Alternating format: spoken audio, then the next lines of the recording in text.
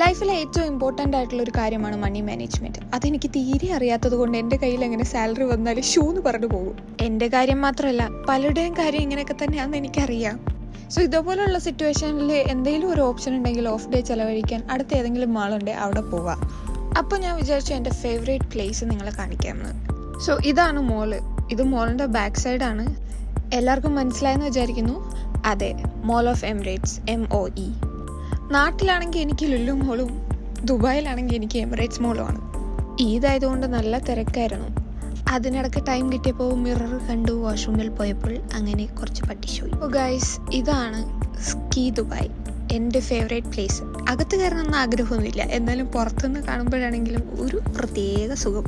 അപ്പോൾ ഞാൻ പറഞ്ഞ എൻ്റെ ഫേവറേറ്റ് പ്ലേസ് ഇതാണ്. ദുബായിലെ നിങ്ങളുടെ ഫേവറേറ്റ് പ്ലേസ് ഏതാണെന്ന് കമൻറ്റ് ബോക്സിൽ കമൻറ്റ് ചെയ്യുക. പിന്നെ കൂടാതെ പെൻഗ്വിനും ഉണ്ടായിരുന്നു. പബ്ലിക് ഹോളിഡേ ആയതുകൊണ്ട് നല്ല തിരക്കും ഉണ്ടായിരുന്നു. So this is Anjana. ഇന്നത്തെ വീഡിയോ ഇഷ്ടമെങ്കിൽ ലൈക്ക് ചെയ്യുക. പിന്നൊരു വീഡിയോ ആയി പിന്നെ കാണാം. ബൈ.